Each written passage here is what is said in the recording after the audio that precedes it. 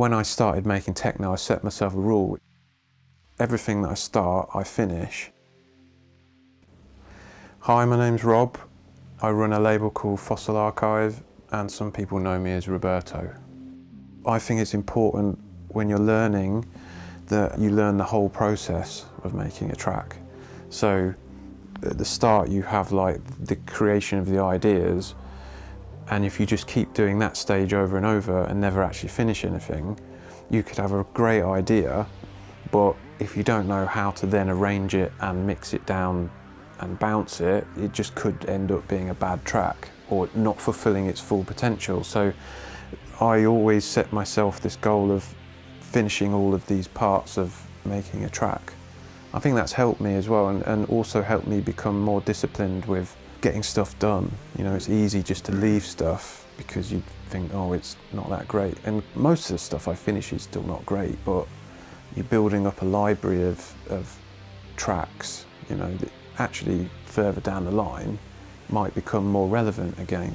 It helps develop your own sound, so not just from an ideas point of view, like the textures of how it physically sounds. Like I have like a template that I load up every time I start a new project, and everything is routed like through the mixer in the same sort of way, and that helps give me a certain texture with the sound every time that's consistent. I think what it's important is that you are true to yourself and you do what you're comfortable with, or maybe not so comfortable with, but you're passionate about. And the setup I've got, it works for me. It might not work for somebody else, but it does for me. So I think that's probably the most important thing, is finding what's right for you, being true to yourself. A guy called Marcus Intalex, originally from Burnley, but he lived for a long time in Manchester. And he was a pioneer in drum and bass and a hugely influential character. And before he got into drum and bass, he was actually into acid house and early techno. When he started coming to Berlin, he got into techno again and created this alias called Trevino. Up until relatively recently, even though I didn't know him, he randomly got in contact with me and said, "Oh, I don't know how I've not seen you before, but your music's great." And I was like, oh wow, like I'm a huge fan. Like I used to go to all your parties, I've got all your records at home. And we met up and then we started getting on really well, and then we actually started making tracks together. And it really felt like we were onto something, because he was coming at it from this drum and bass sort of angle and I was doing techno, but we were making techno and fusing these kind of worlds together and creating something that I thought was really special. Drum and bass is all about coming up with like really catchy hooks and stuff, and I always struggled with that, but I could do rhythms. So techno I found easier. And then suddenly a couple of years ago he passed away. It was a huge shock. After he passed, some friends of his, but also I knew from my Manchester days, set up a charity in his name, and it's called the Marcus Intalex Foundation. And Marcus was very passionate about helping younger artists develop themselves and get them into the scene and grow. And the whole idea behind the foundation is to provide a platform for getting younger people into music, whether that be offering studio time or tutorials or putting on club events to raise some money for the foundation. So it's really sort of developing his ethos about helping other people. And there's people like Goldie involved and Martin. It's a special thing and it's something that I'm really passionate about. I don't regard myself as a musician. You know, I never had any formal training.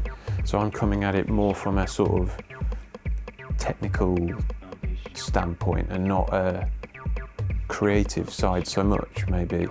Last year I decided that I was going to break out of the mould of just doing DJing and develop my own live show. It's something that I've always wanted to do, like try and push myself as an artist and come up with something fresh for myself.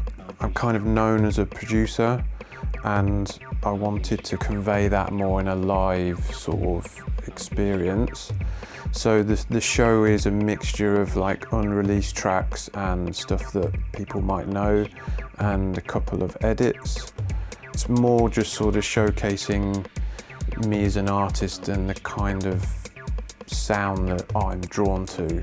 For me, doing the live, I never wanted to use a computer, so I wanted something that sounded great and was relatively simple to use. But that's just me, you know. Other people might want something different. Basically, I use an old Akai MPC as the hub, which has all of the sounds. That runs into a Mackie analog desk, which has got some effects built into it, and I've got some outboard effects that I use. I also run it into a DJ mixer. That's about it really. It's quite basic, quite simple, but it's all analog, so you get a really nice, like, warm sound to it. Don't get me wrong, like, I love DJing, but I think being able to do the live, where you're bringing almost like what you do in the studio into a live setting and jamming, is really liberating. And for me, it gets me excited again about the music. And there's little things like, if you're playing a club, you've almost got more control over what you're doing. You know, there's a certain point where I think sometimes, oh, if it was a ride cymbal came in now just to lift the energy a little bit, it'd be amazing. But if you're playing other people's tracks, you're kind of waiting for that to happen, or it might not happen. Whereas in the live setting, it's there, you can bring it in, you know? So you've got a lot more control over what you're doing. And I find that really liberating. As time goes on, I'd like to incorporate different tracks, or maybe some more equipment to jam more sort of improvised. Also, what I would love to do, if it's possible, is get some other people involved. So whether that be a vocalist or some sort of percussion, or collaborate with other artist friends that I already work with, but in a live kind of setting, you know? Collaborating with other people like Jamie Anderson, who we're here with today, they're great at doing the ideas, and I can say, what about making a sound like that? And then they can just do it, and then I can run with it, and then start tweaking things from there. I have a thing of going to the equipment and trying to come up with cool sounds and hooks, and then getting that into the computer. It's this kind of putting the two together. So I've got some really nice equipment at home, and I've got some great sounds on the computer, and it's kind of that process of going from one to the other and the creative part of it.